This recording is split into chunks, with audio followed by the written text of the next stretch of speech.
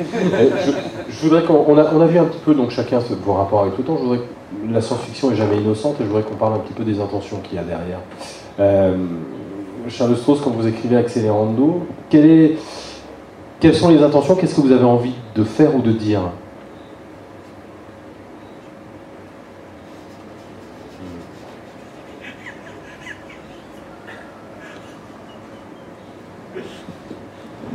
Everything. Tout.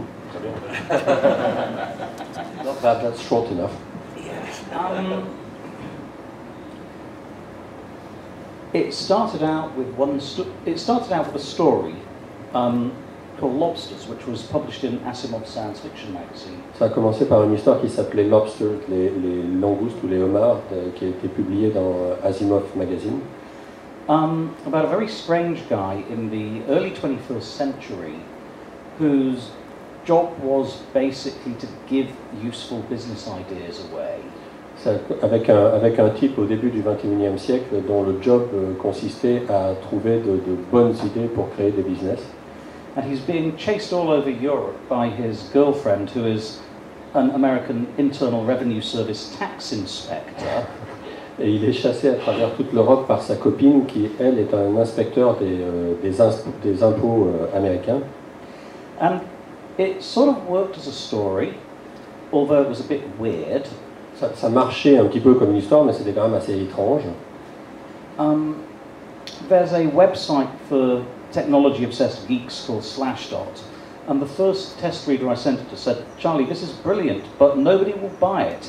The audience would have to have read nothing but Slashdot for 6 months." And he was quite right. He just underestimated the number of people who did that.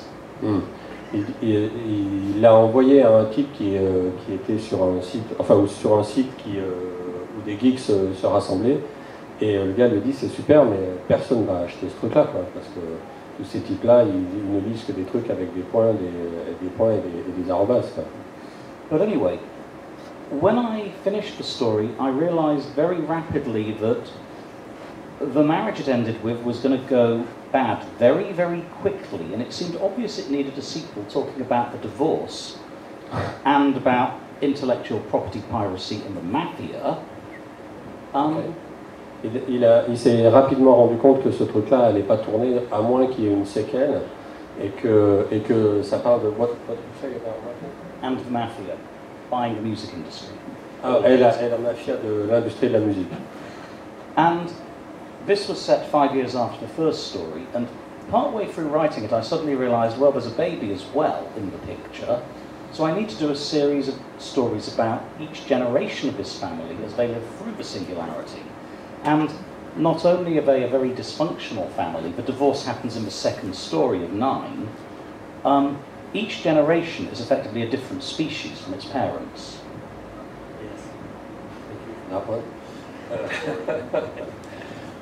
Globalement, ça revient à ce qu'il disait tout à l'heure. Donc, il s'est rendu compte dans l'écriture que s'il y avait cette histoire, il fallait qu'il y ait aussi un divorce, il fallait aussi qu'il y ait un bébé, et il fallait aussi que ce serait intéressant que ce soit l'histoire d'une famille qui traverse les époques dans la singularité.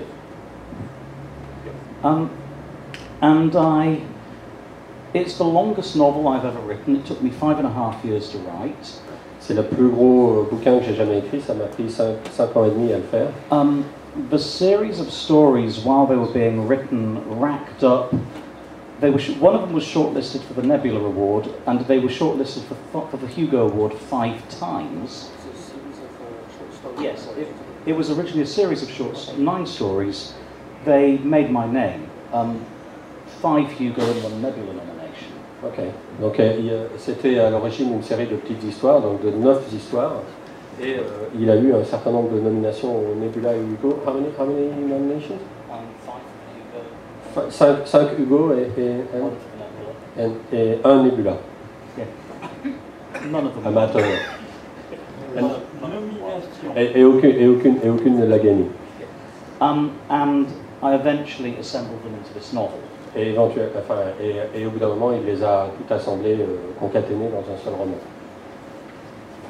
Je voudrais continuer sur ces histoires d'intention, Nigel.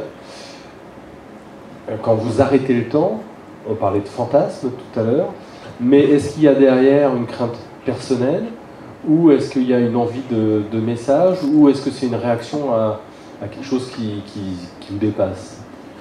Alors, bon, l'intention première quand même d'écrire, c'est de faire une bonne histoire et de distraire. Ça, c'est la première intention. Après, oui, moi, personnellement, je manque de temps, mais comme sûrement beaucoup de gens ici, donc voilà, c'est un fantasme d'arrêter le temps.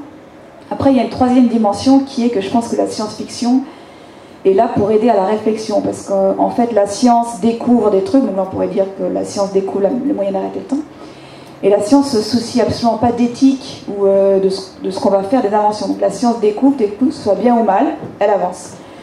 Et c'est à la société, donc aux écrivains de science-fiction, de réfléchir aux conséquences de ces inventions. Donc ça, c'est le troisième niveau, en fait.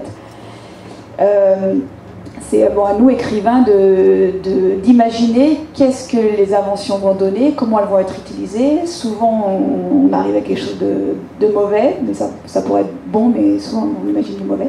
Et donc, c'est notre rôle, en tant qu'écrivain de science-fiction, de cristalliser le côté éthique que la science n'a pas, en fait. Voilà. Donc, c'est 3 niveaux, donc distraire en premier, après personnellement je manque de temps, et troisièmement il y a un côté réflexion.